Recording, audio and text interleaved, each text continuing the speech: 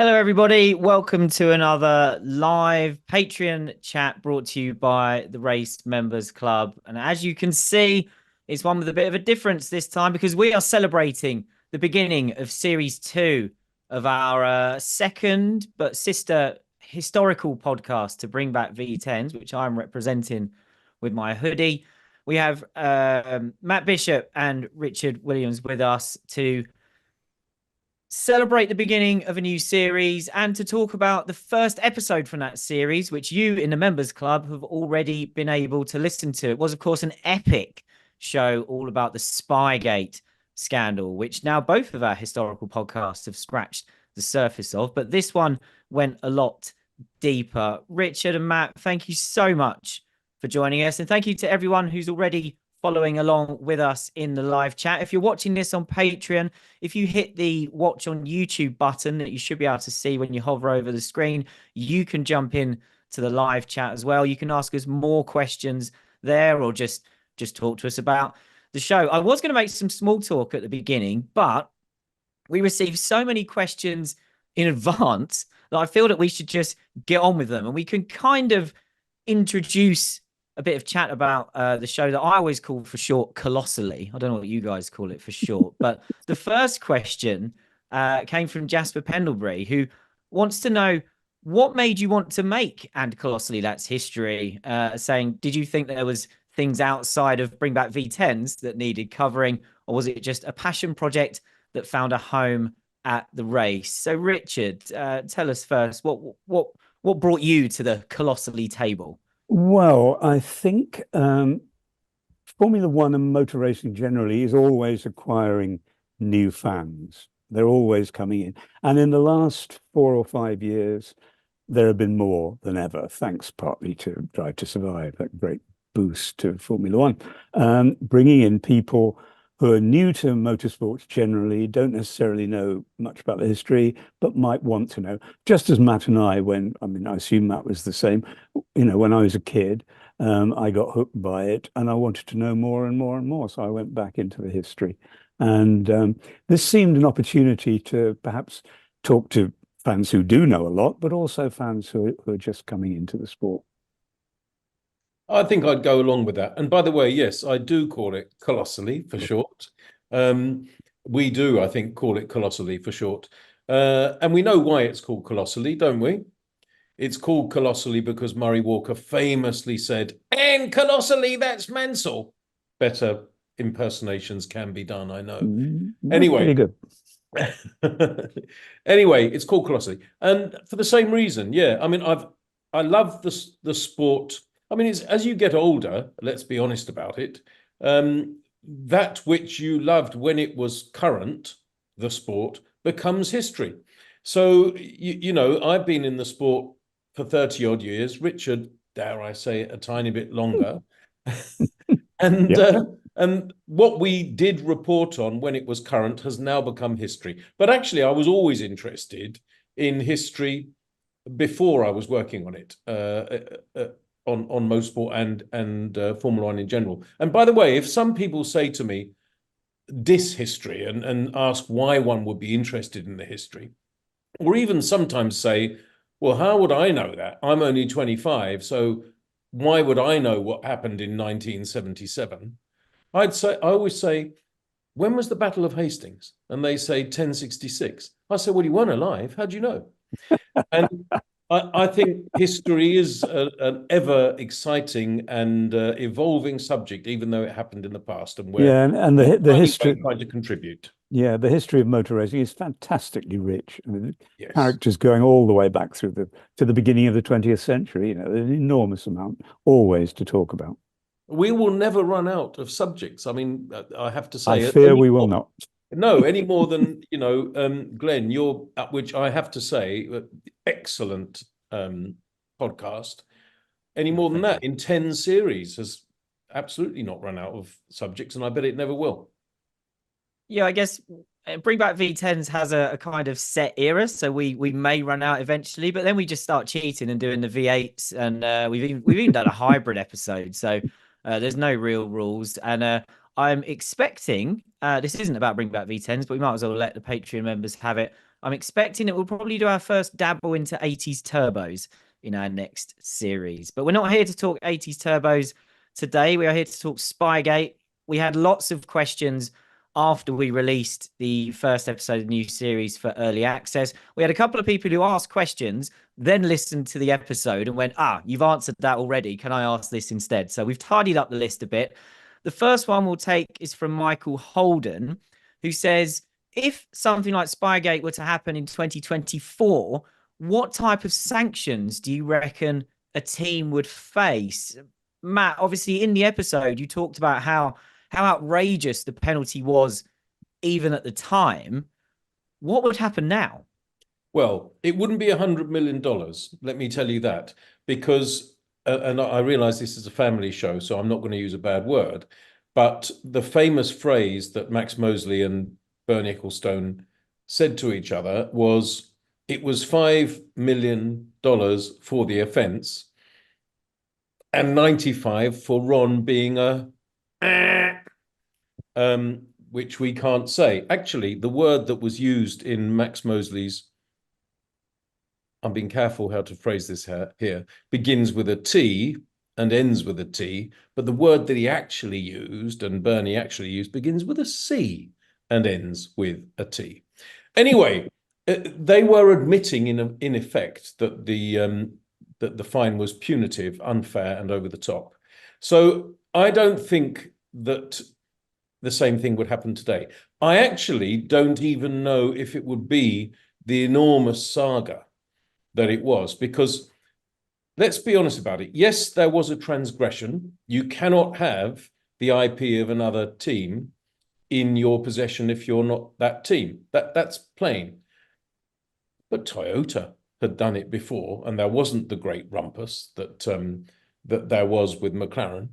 And what drove the severity of that rumpus, if you can have a severity of a rumpus, was the personal animosity and antipathy that Max Mosley, who was a cruel man, genius, clever, intellectual, charming, but cruel, it was the anger and fury and dislike that he had for Ron Dennis. That fueled it, and that made it bigger than it would otherwise have been.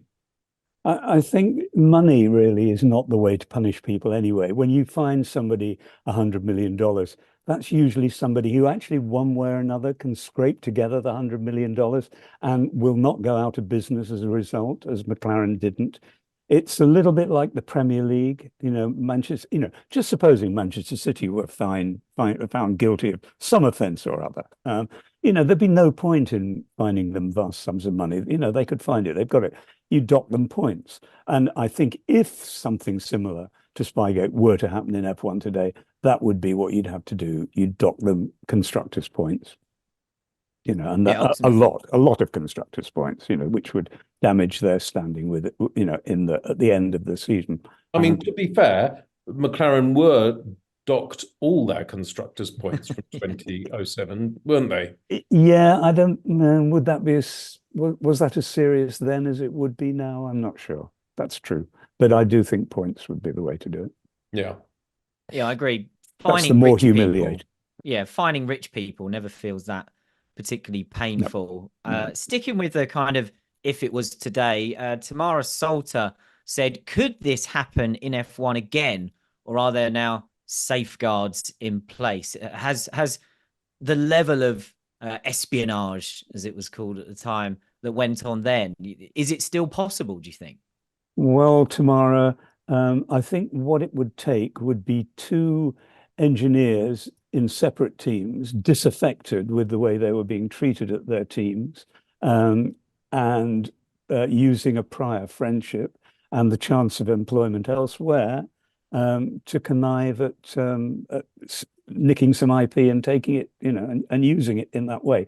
I don't see why that combination of circumstances to occur again, I don't see why it couldn't happen. I don't think there are any real safeguards in that sense. The safeguards are trying to discover trying to find them out and then punish them. I think that's true. So the motivation could be there, the method could be there. I suppose the only thing that would make it a little bit harder now would be IT. Taking vast amounts of IP is difficult to do. If you are working for a Formula One team, and I know this, not that I've ever done it wrong, but I know this because I've worked for two Formula One teams, McLaren and Aston Martin. And if it is noted by IT that you are emailing yourself, in other words, you're sending from your McLaren email address to your Gmail email address, or from your Aston Martin address to your Hotmail email address, it gets noticed and you get quizzed, and they'll take a look at it because they can see every email you send. And so that's one thing. Now, there are other ways of taking files out of Formula One factories.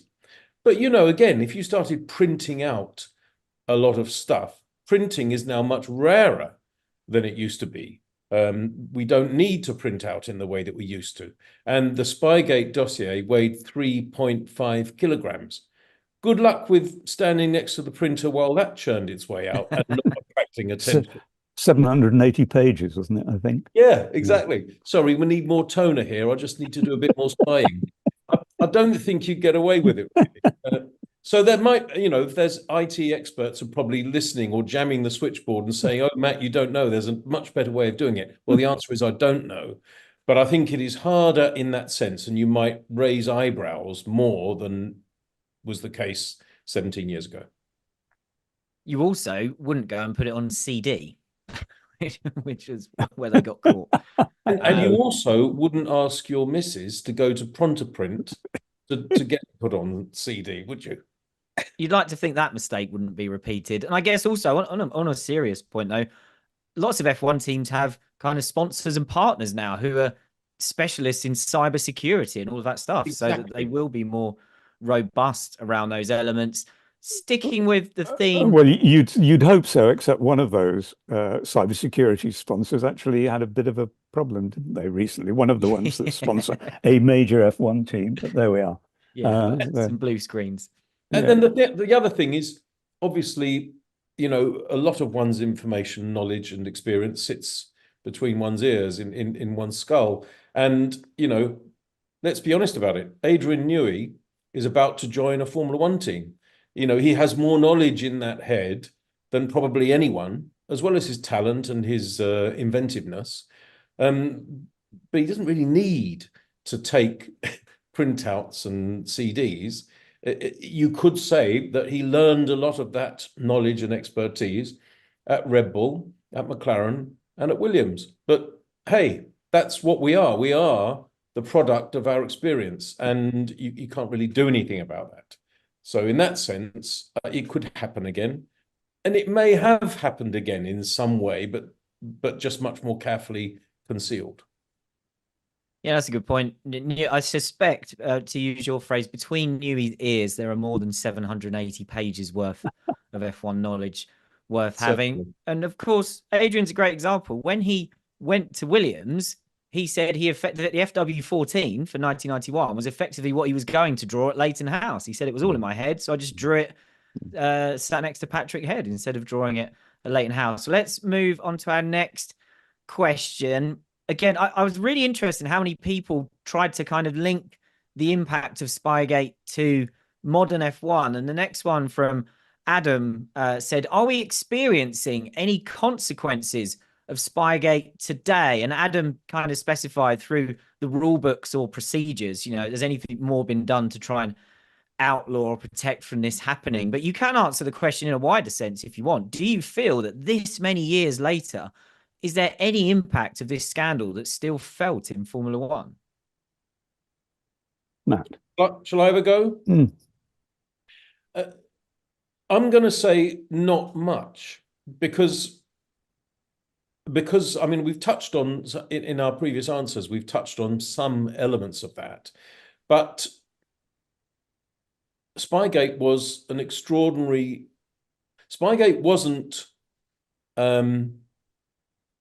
put it this way, Spygate was a symptom of an illness in the sport that isn't there anymore. And that illness was the fact that the main players, larger than life, were motivated by animosity, among other motivations. That isn't the case anymore to quite the same extent. Okay, are Toto Wolff and Christian Horner best mates? No, obviously not. Obviously not. But are they driven to quite the same degree to fearless retribution that Max Mosley was daily and hourly whenever he thought about Ron Dennis? No, they're not. That isn't the way they are wired up. They're ambitious people who want to succeed in their own right. And of course, Max wanted that too. But Max was a weirdo. Let's be honest about it. I mean, this would be a different recording if he was still with us, because he was not only a weirdo, but also litigious. Hugely intelligent, fantastically talented, but vicious. And not particularly a very nice person. And although very charming. Look, and I had dinner with him and laughed and enjoyed myself. I never went to a dungeon with him, I will make that clear. But, enjoyed myself, but not a nice man. And I think that really did, I've said it, 10 minutes ago, but it fueled Spygate and made Spygate different from how anything could be played out now. Now, you may disagree with me, Richard. What do you think? What do you think? I take your point, but I do disagree a bit. I think that the people at the top of Formula One are still fantastically, ferociously competitive, still subject to all the same pressures, both external and pressures that they impose on themselves to succeed. And I think, there is, somewhere in F1, there is still a kind of stop at nothing philosophy, which could lead to something like Spygate again one day if somebody saw the opportunity. It's about taking an advantage. All the bright engineers say that. When some new regulations come out, you read them and you think, how can I take advantage of this? Not how can I design my car within the parameters that within the minds of the people who drew up these regulations. It's how can I find a creative way to bend them and to find the loopholes. So that will always be there, and I think I still think that's pretty ferocious at the top, as far as I can see. Yeah, I think it is. And by the way, the technical teams don't look at the rules per se. They look at the way the rules are phrased and how the test is applied and how to pass the test. If that therefore transgresses the desire or design of the rule, happy days, doesn't matter. As long as we can demonstrate that we can pass the test within the wording of the rules. I mean, that's, again, I noticed that in teams many times. You're talking about engineers, technical people, but they end up being linguists, scholars of phraseology, in order to try to make sure that they can find their way around. So that's certainly true. But I just think that there was something particularly personal about the vindictiveness in Spygate that perhaps I do hope we will never actually see again in red in tooth and claw. Never say never. No. Yeah, there's some huge skepticism from Richard on this one, but I love that. What Hello do to you everyone think, who's what do you think, Glenn? all the questions have been on quite a similar theme, or the most recent ones. And like I say, I find that fascinating. People are still wondering, could it happen? I think, as Richard says, the competitive desire that is the thing that would have to go out of control for someone to try something like this again. And that element of F1 is never going away. And as F1 becomes bigger and in a way success becomes more important, and there's all the fame, the level of fame that's attached to it, not just for the drivers now, for all the people involved, I feel like, the stakes are all never the stakes never diminish. So there is the potential that people could try this sort of thing. I still think that the most likely reason that it wouldn't happen now isn't necessarily the personalities involved. It isn't the ferocity of competition, it's how difficult it would be to nick the stuff in the first place. The stuff you outlined about it's no longer, there won't be 780 pages of something that you can potentially get your hands on or send to yourself or print out somewhere.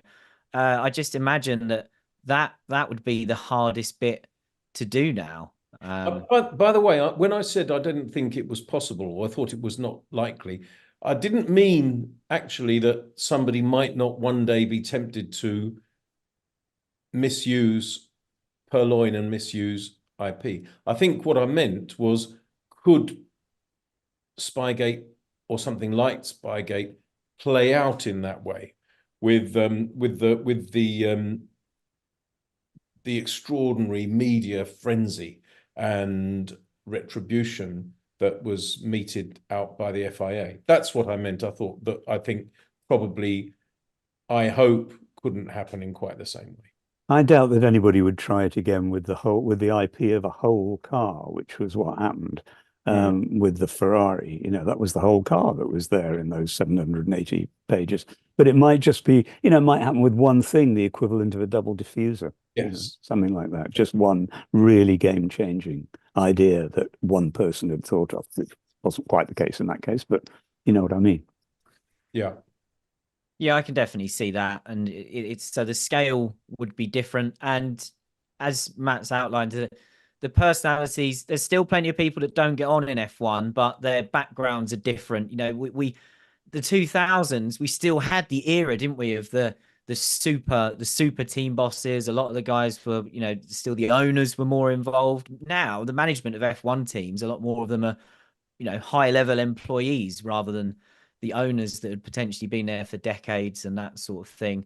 But obviously, McLaren and Ferrari in 2007, they were the two big dogs. That would have been Mercedes and Red Bull in 2021. That would have been the equivalent, wouldn't it? So, Matt, I think you can answer our next question from Alexander Law, because you were in the paddock day to day in the years that followed this. You were inside one of the teams involved. And Alexander asks, did Spygate change Formula One in the subsequent years?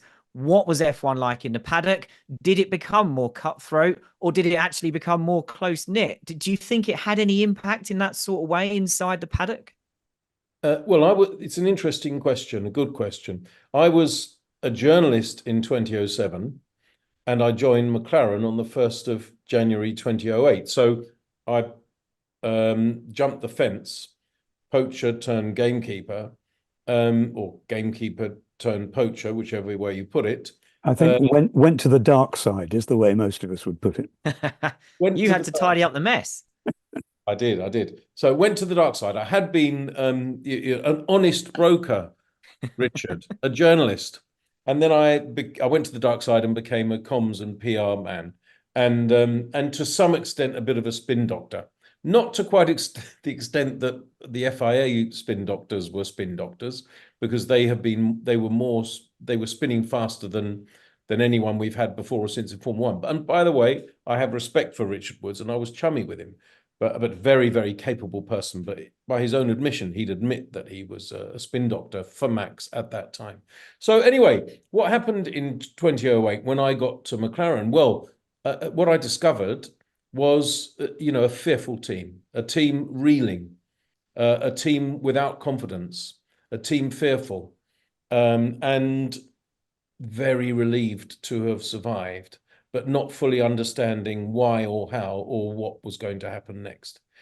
But what they did do was go racing. And as we know, and it's a fairy tale in my view, since I was there, not only did they go racing, did we go racing in 2008, but we won the World Championship, or the World Drivers' Championship, in 2008 in the most exciting and amazing way, on the last corner of the last lap of the last race. So that's history, colossally, and wonderful history is too. Now, did it have a profound effect on the culture and manners of Formula One, let's say?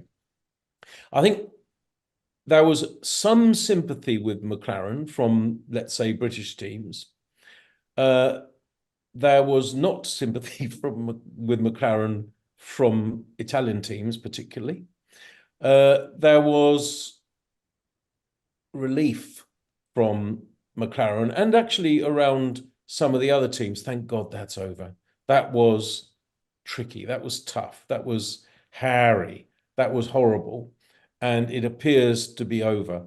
And certainly at that time, I think people would run scared, you know, in terms of trying anything else like that. You know, once bitten, twice shy, and everyone knew how close McLaren had been to being destroyed because it wasn't that far off. And by the way, Max wanted the sanction to be not just the $100 million fine, but exclusion from the 2008 championship. And it was Bernie who said to Max, no, that will destroy McLaren and that will harm Formula One. No, don't do that. But Max, that was he was quite up for the destruction of McLaren, the removal of McLaren, and there would be no McLaren now. So anyway, that didn't happen. I think there was a lot of relief. And as the big beasts of that saga have departed, in Max's case, from this planet, but the others, Bernie now in retirement in his 90s, Ron in retirement in his 70s, etc. I think you may disagree, but I think that there's a kind of, it's gone, it's finished. That's history, and we won't have to have quite that kind of thing ever again. Interesting. What was the question again? I talk so much. Did it did it change Formula its lasting One? effects? Yeah, I know. Is Formula One closer knit? It's never been close knit. They're fighting each other all the time. They happen to occupy the same few acres of space every couple of weeks or every week, sometimes nowadays, which would be like having all the Premier League teams, playing on the same group of playing at Hackney Marshes or somewhere on the same group of pitches every weekend.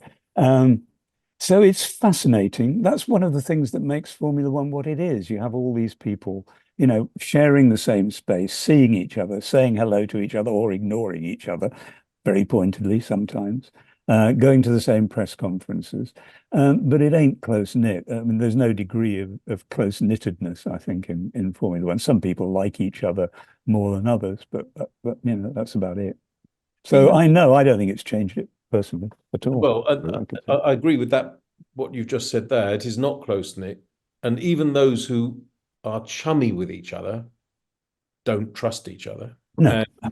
And know that they shouldn't be trusted by t'other. Yeah. But that's part of the fun, isn't it? That's one of the reasons we love it, because the psychology of it, all the sort of inner fighting is just fascinating. That's why, apart from the greatness of the cars going around the track, that's the other side of the fascination. Yes.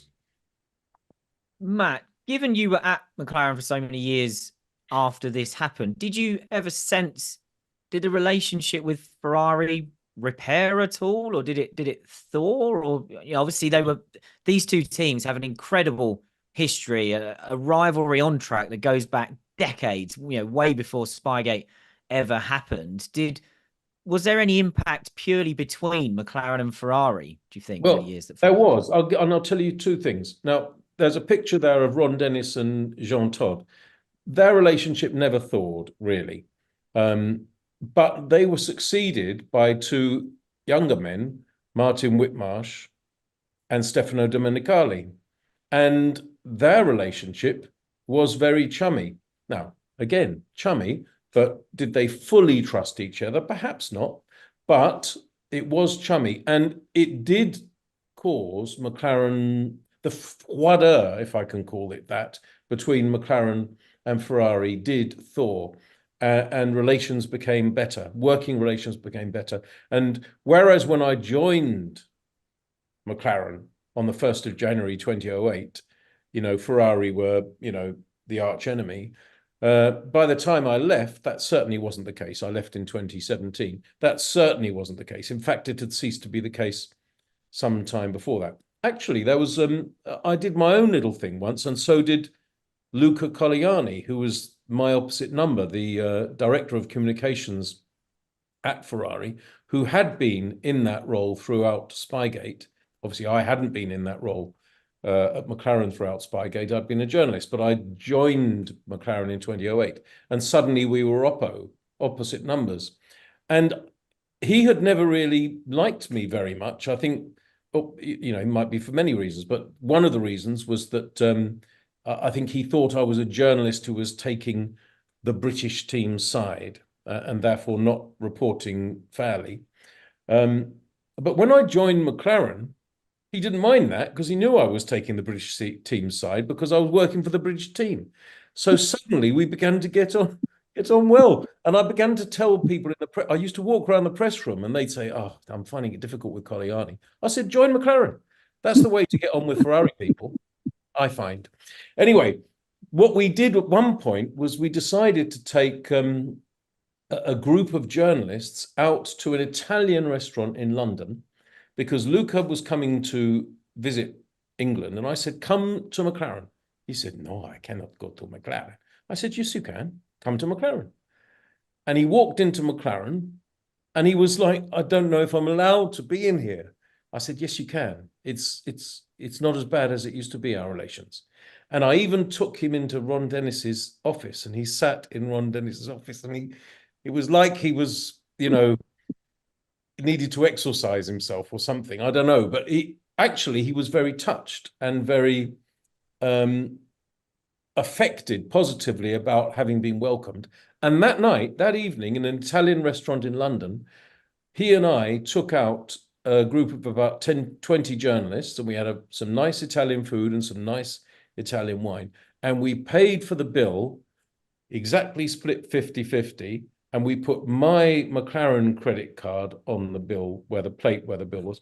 And next to it, we put his Ferrari credit card. And we said to the waiter, 50-50. And every journalist was trying to take a picture of the two cards lying on top of each other. In fact, we had to lie them in such a way that you couldn't see the numbers to avoid, obviously, credit card fraud. But everyone was crowding around to do a picture.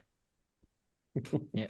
I bet he wouldn't have dared take you to Maranello and sit you in Enzo Ferrari's old chair.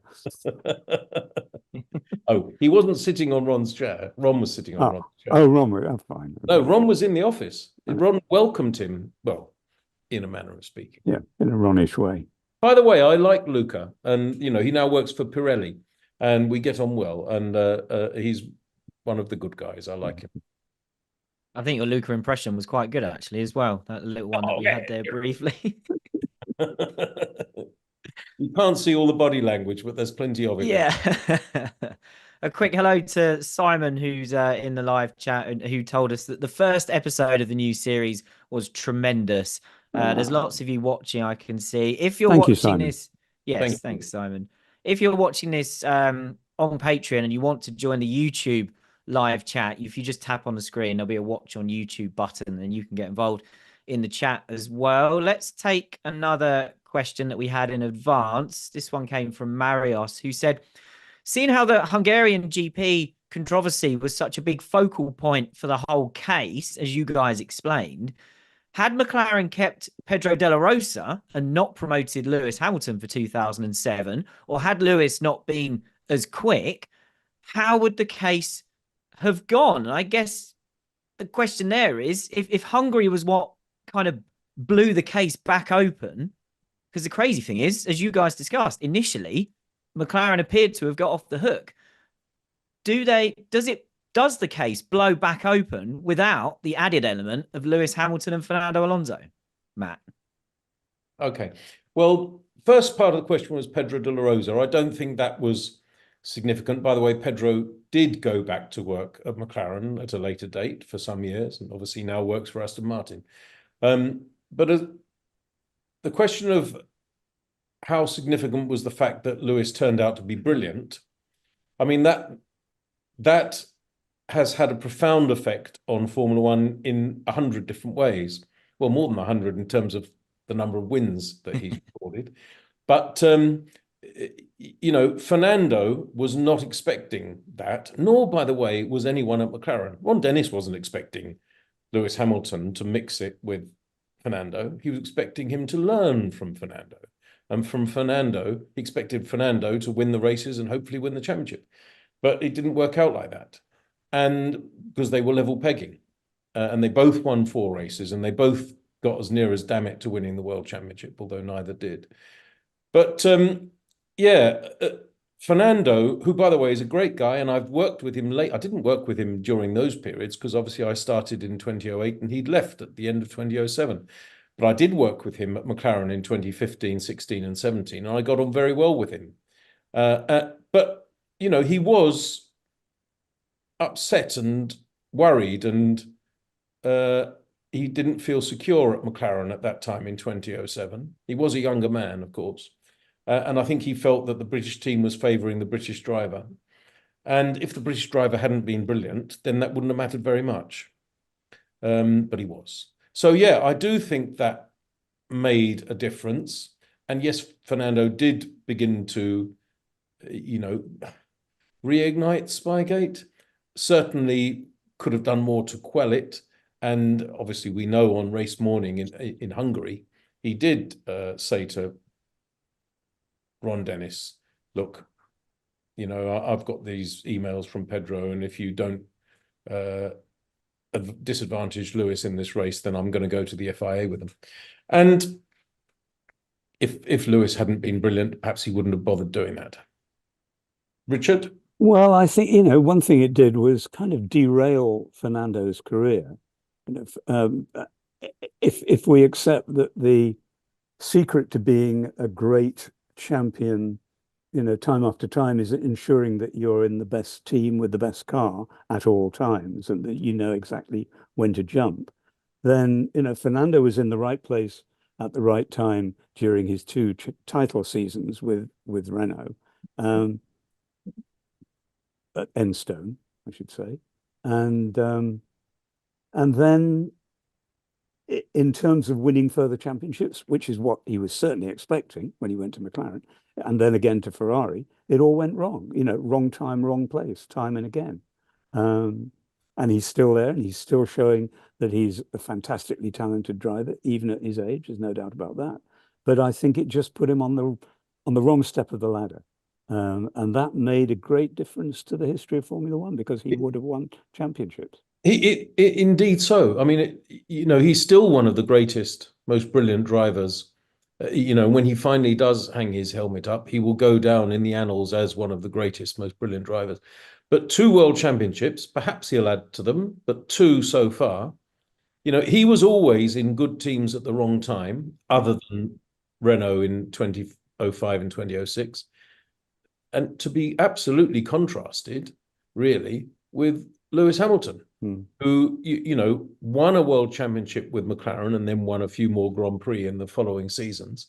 And then when he left McLaren, and I was there, of course, and I was at McLaren, and we, minded losing him, or certainly many of us did. I certainly did. And a lot of people said, Lewis is mad to be leaving you guys, absolutely mad. Yeah. But, with hindsight, it was an absolutely inspired decision, because look how poor McLaren was in those years and how absolutely dominant Ferrari was. Now he's won 7 world championships, 8 world championships, however you choose to classify it. And we'll see if he can win more at a third team, which will be very interesting. That would be fantastic. That's what Fangio did, won at lots of different teams, and more than 2 different teams. Indeed, I mean 4 different teams, didn't he, Fangio? Yeah. I getting off the point, but if it came to pass that there was a championship fought out between Fernando Alonso in an Aston Martin and Lewis Hamilton in a Ferrari, I mean, that's box office, isn't it? Whoa. Yeah. Yes, please. That's a fantastic idea. Let's hope. Yeah. Right. Let's, as ever in Formula One, when there's scandal, let's talk conspiracy theories next. We had a couple of questions along the same lines from Ben K and from Aidan. To summarize the questions, really, to group them together, It's is there any credibility in the conspiracy theory that the way Lewis ended up losing the driver's title in 2007 shows that McLaren and Lewis had to lose that championship as a result of what was going on with Spygate? And to pick up on a line, I'll throw it to you first, Richard, to pick up on a line from Ben in his question. He says, is Spygate just that crazy of a story that it creates more crazy stories through its own gravitational pull? I mean, obviously you can see how people come to this conclusion. They're trying to add 2 and 2 together and trying to get somewhere near 4. But at the time or since, have you ever given this much more than a passing thought that there could be something to it? Well, it's not outside the bounds of possibility in Formula One, because it's a very, very complicated sport and subject to all kinds of pressures, and subject to the consequences of people's imaginations. In this case, I would tend to say no, I don't think there was a conspiracy. It's entertaining to think about it. And you can always go back, almost anything like this, you can go back, look at the evidence and shuffle it up and put the evidence back together in a way that suits the theory that you've constructed in your mind. So you can do that with Lewis's experience in 2007. But I don't think that's what happened. I think it was very unfortunate, but not in my mind a conspiracy. And I'd agree. I mean, the truth is extraordinary enough without having to embroider it into further conspiracy. One of the questions there was, is it possible that McLaren didn't pay the fine? Well, I was there in 2008. We paid the fine. So that scotches that. Well, you paid half of it, and the other half came from the constructors' points, from the money from the constructors' points that you didn't get at the end of the season. So some of it was written as a check for the balance, and some of it was not receiving the money that would have come to us. Yeah. So the total came to $100 million, and that was paid in that sense. That $100 million did not benefit McLaren because some of it never came to McLaren, and the balance was paid by McLaren to the FIA. So that isn't true to say that fine was not paid, and that is a conspiracy that you can relax about because it's not true. Did McLaren deliberately fail to win the 2007 World Championship? Not on your Nelly. Not on your Nelly. No, absolutely. Motivated like crazy to try to rub Max's nose in it and rub John Todd's nose in it by winning. I wasn't there. I was a journalist. But, I agreed to join McLaren during the Turkish Grand Prix of 2007. And me and Ron discussed terms in Turkey and in Monza and in Spa. And I actually went to Woking to sign my contract, 48 pages, a signature on every page, RD, MB, on the Monday after the Belgian Grand Prix. And so I have spoken to senior McLaren people from Ron Dennis and Martin Whitmarsh down from the tail end of 2007, when I'd already agreed to join, all the way through to when I left, halfway through 2007. And I've talked to them in offices, in meetings, in pubs and bars, when sober, when drunk, in first-class lounges, standing by baggage carousels, sitting in taxis. I have done my hours talking about Spygate with those people, and I really would know if those conspiracy theories were true. It is, dare I say it, Ron Seal. What happened is what it says on the tin. Well, there's going to be a Ron Dennis pun there, but no, not this time. It almost was. It was. Give me the credit. It was. Yeah, all right, you can have it. You can have it. Yeah, a few more questions then. Let's wrap up. This one, I would say this next question is in the tone of the sort of thing we get more often on Bring Back V10s, where people want an alternate reality. It's from Too Blindingly Fast. It basically says if Hamilton was the driver forced out of McLaren rather than Alonso at the end of 2007, what does that do to the driver market for 2008, given how good Hamilton's first year in F1 was? Where on earth could he have ended up? What I like about this question is obviously Fernando had the kind of the safe route back to Flavio Briatore's team. You know, that Flavio was always going to make a space for him. What on earth happens if it's Lewis who's suddenly on the market, Richard, when all the drives really would have been taken by that point? You know, Fernando had a very special route out of McLaren. What on earth happens if Lewis is on the market? Yeah, goodness me. I mean, it would be nice to think that he might have gone to Ferrari 16 or 17 years earlier than he's going now. But let's see. So that was, you know, Kimi's title. Felipe Massa was there. Well, given the way Lewis drove in that first season, anybody would have tried, you know, if there was a Helmut Marko in F1 at that time, he would have, you know, turfed somebody out to make room for him. I don't know who that might have been. What do you think, Matt? Well, I'm not very good at kind of, you know, virtual history, alternative history reconstructions. I mean, I'll say two things. One is there was a team at the time, BMW Sauber, that won a race in 2008, if you recall, with Kubica. And was the teammate Heidfeld? Yeah. I remember that rightly? Yeah.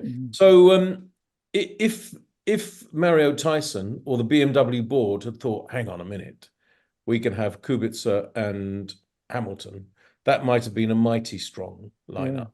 By the way, Kubica, as good as we've seen, if it hadn't been for his rally accident. And I've talked to Fernando Alonso about this, and he says he thinks Kubica was about the best he ever raced. Anyway, I'll say that, but then there's another. That's a good one. Might have kept BMW in Formula One. Yeah. Well, by the way, they should have. They played that so badly. This is off the point, but it is quite interesting. They won in Canada, of course, and at that point, the team in Hinwil was saying, right, we've got a chance. Don't forget, after the Canadian Grand Prix, Kubica was leading the World Drivers' Championship. He was leading. He was ahead of Hamilton. He was ahead of Massa. Not by much, but he was. But the BMW board went, phew, we've won a race. Job done. Let's start thinking about the following year. And that's because they weren't racers. And I know it's a cliche, but you do need racers to run race teams. And if you have people who are not racers running race teams, they become rubbish race teams. And that is actually what happened to that team. If you remember, 2009, they were hopeless. Anyway, that is off the point. But it would have been very interesting if Lewis had been there, and they might not have dared to take their foot off the throttle. And they might have done quite well in 2008. I'm going to tell you another little interesting thing about 2008, because if you remember, Fernando had left McLaren at the end of 2007. So McLaren were slightly scrabbling to think, who can we have as a teammate for Lewis Hamilton? And the two candidates, well, the first candidate was Nico Rosberg, but that didn't come about for various reasons. And as we know, they ended up with Heikki Kovalainen, who's, by the way, one of the nicest people I've ever worked with, but wasn't at the level of Lewis Hamilton, and perhaps wasn't at the level of Nico Rosberg either. But Ron rang me, I can say this now, but Ron rang me towards the end of 2007 and said, you've agreed to join McLaren for 2008. So can you do me a favor? I said, yeah, of course, Ron. What? He said, well, Contract Record Recognition Board prevents me or any other officer of McLaren from calling Sebastian Vettel and trying to persuade him to leave the Red Bull empire and come to join McLaren. But you could call because you're technically still a journalist, aren't you? I said, well, go on then. So I rang Seb. And I had a number of conversations with Seb Vettel in the autumn of 2007. And he was very keen to join McLaren, very keen. And in the end, he was just too bogged down in contractual red tape to be able to do it. But hey, what difference would that have made to history if McLaren had had Hamilton and Vettel driving in 2008 together? That would have been exciting, wouldn't it? I don't know, Matt. In football, that's known as tapping up. Highly suspect. Okay, well, if I get an email entitled 151C from Mohammed bin Sulayem, now I think I'll be rather unlucky because it was 17 years ago. Statute of limitations. Yes. Yeah, I reckon you're in the clear. I'd have taken either of those driver lineups though. Hamilton and Kubica at BMW or Hamilton and Vettel at McLaren. What could have been? Just a couple more questions then. One more that we had in advance, one we've had in the chat. So this one from Hugo. How come Alonso's image hasn't suffered more from this whole issue? And Hugo says, talk about not being a team player. I would argue that Fernando's image and probably career did suffer from this, wouldn't you say, Matt? Yeah. Sadly, it has. Actually, I think he has mellowed. The Honda years when I was at McLaren Honda in 2015, 16 and 17 was a terrible car. And I know he had his fun with the deck chair and the GP2 engine and all that business. But he was actually quite mellow and easy to work with, despite the very uncompetitive car and the 80 grid places that he was having and 90 grid places that Stoffel Van Dorn and Jenson Button were having. Anyway, but no, I think it has. I think there have been a number of times where teams decided not to hire Fernando Alonso because they thought he was trouble. And I think it's a pity.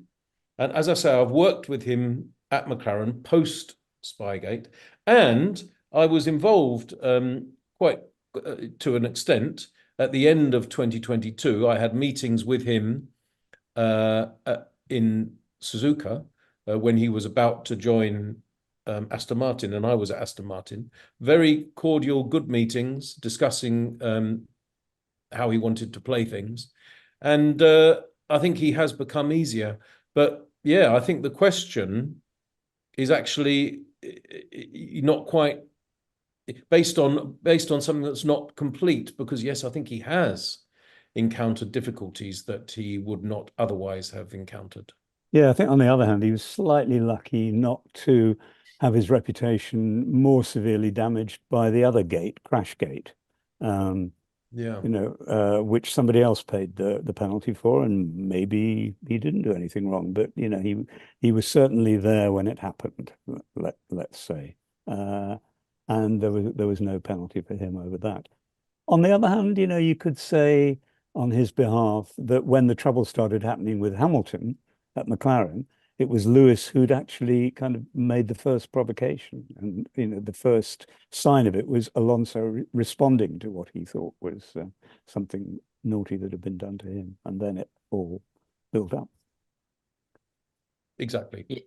Yeah, we discussed that in our Hungary 07 bring back V10s as well. And I think somebody put it as the problem was what Fernando did was more visible to the outside world. So it looked like, Fernando's screwed Lewis, whereas at the time people didn't realize that Lewis had started it by going out the pits in the wrong order. Let's take one question from Alex in our live chat then. Thank you to everyone who's followed this along live. I know lots of you are going to watch this afterwards as well. We'll be doing many more of these in the future, so make sure you check us out on Patreon if you're part of our members club in any way, shape or form. That's where you're going to get access to these live chats most often. But Alex's question, Alex wants to know how much, if at all, did McLaren try and fight back against the $100 million fine?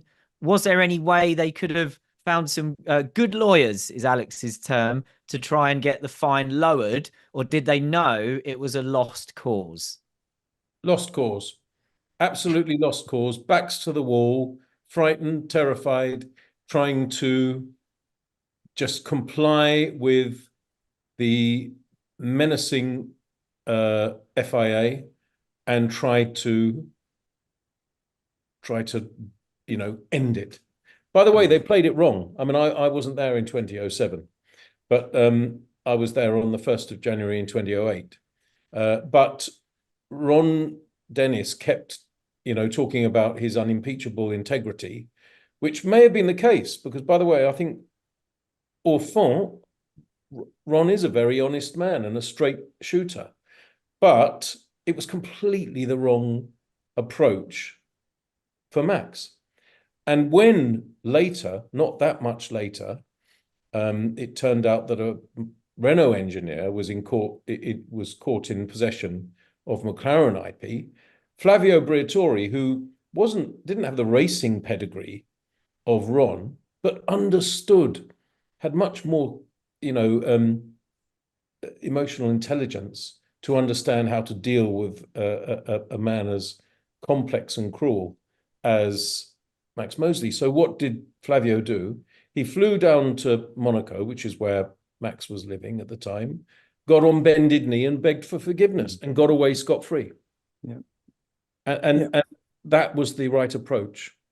Ron should have flagellated himself in front of Max, or perhaps even invited him to do that for him. I don't think any amount of, the highest price lawyers in London would have made any difference. I agree. Max and Bernie between them held such power over F1, total power, that if one or both of them wanted revenge, that's what they were going to get. Yeah. But by the way, see, the funny thing is, if you fight Max Mosley, he would never give up. Look at what happened when he decided to take on the tabloid press. No quarter given. Yeah. Absolutely no quarter given. He will not give up in a fight. Whereas, let's go back to Monaco 2006, when, disgraceful behavior by Michael Schumacher, parked up at Rascasse in order to impede Fernando and spoil his pole lap for Renault, finessing a loss of control, which, by the way, was at 10 kilometers an hour. Michael said he had lost control of his Formula One car. And after that, there was a big rumpus, of course, but after that, John Todd made a proper fuss. And he said things about the FIA that if anyone at McLaren had said, we'd have been 151C straight into court. Salle du Comité, Paris, the whole shebang. But I remember as a journalist talking to Max about it, and he said, well, I think, Jean was so upset. I don't think he really meant it. And that was the end of it. But that was Ferrari. That was Ferrari. Yeah. And also he had decided that Todd was going to be the next president of the FIA, which, by the way, he regretted. That's a story for another time, I think. So we will leave it there. The first episode of Colossally was about an hour and 20. We've now talked for another hour. So you guys have done nearly 2.5 hours on this subject. You could have done a whole series just about Spygate. Before we leave people, though, I know you were together today recording episode 2 of the new series. So, Richard, should we quickly tell people what they can expect from the next show? Yes. Let's, if I can remember. It wasn't that long ago. It seems like. The subject was quite a long time ago. Have you had a good lunch since, my friend? No, I haven't. I've been traveling home. What did we talk about this morning, Matt? We talked about Monza 1976. So we did. What happened at Monza 1976? And Niki Lauda. Niki Lauda's come back. Of course we did. Return. We talked at great length and in enormous detail about how Niki came back 40 days after his terrible accident at the Nürburgring, when he was almost burnt to death and indeed was read the last rites by a priest, and how he came through that, how he decided he was going to see off the challenge of a possible replacement at Ferrari, because he thought Ferrari didn't believe that he was coming back. So he needed to come back as fast as he could and see off Carlos Reutemann, who'd been brought in. And that's what happened. And it's one of the most amazing stories, not just in motorsport or Formula One, but in the whole of sport. Most extraordinary comeback. Yeah, I must admit I enjoyed talking to you about it. Not because of our talents, but because of the extraordinary nature of the story. Just, to be at death's door, on the Tuesday after the Sunday, so 2 days after the Nürburgring accident, Niki Lauda's doctors had begun to advise each other and his wife, Marlena, that he was not probably going to survive the day. Not only did he survive the day, he recovered very quickly over the next few days. And 5 weeks after that, so 6 weeks after the accident, he got in a Ferrari at Monza, out-qualified not one but two teammates, Carlos Reutemann and Clay Regazzoni, both multiple Grand Prix winners, and drove to fourth. I mean, absolute hero. Absolute with blood seeping from his balaclava, as they say. Exactly. Yeah, and a lot of people on the outside world thought, how heartless of Ferrari to have hired another driver when Niki was trying to come back from a near-death experience. But, when we've explored some of these ambiguities that, well, Ferrari had a job to do. He'd got a Formula One team to run. He'd got a Constructors' Championship lead to protect. So, was he just going to do that with one car, or should he bring somebody in? But in the end, I think what we concluded was that doing that gave Niki the impetus, gave him it provoked him into coming back as soon as he possibly could, and well, with the results we talked about. And by the way, we didn't touch on this bit that I'm now going to extrapolate, but as a result of which, if Niki hadn't had the accident, perhaps Regazzoni would have continued in 77 alongside Lauda. But because Enzo Ferrari thought Niki was either going to die or never race again, he hired Carlos Reutemann and therefore fired Regazzoni because Reutemann was generally considered to be the better driver than Regazzoni. So then you had Lauda and Reutemann in 77, which is a good driver lineup, and they won the World Championship. And then Niki left for Brabham, and Reutemann was able to lead the team in 78 with young Gilles Villeneuve. And Villeneuve won one race, but Reutemann won four. And I don't think Regazzoni would have done that. So actually, it worked out. It did. Yeah, there'll be so there was a lot to that. talk. Yeah, there was a lot to talk about. Yes, of course there is. It's always a good sign, I think, when a storyline gets turned into a film, as that one, of course, did with Rush. And I have to think that surely one day somebody's going to try and do a film on Spygate, aren't they? Or just a massive Netflix documentary. It feels ripe for that sort of thing. And I'm sure. I think there is I'm probably giving away an idea now that somebody's listening to this and they'll go and do it. But don't you think there is a great idea, which is Drive to Survive? What was that program called with Brian Cox? What was it called? That drama? Succession. Yeah. Drive to Survive meets Succession. Wouldn't that be good? Yes, it would. Well, that seems like a brilliant place to end it. Yeah.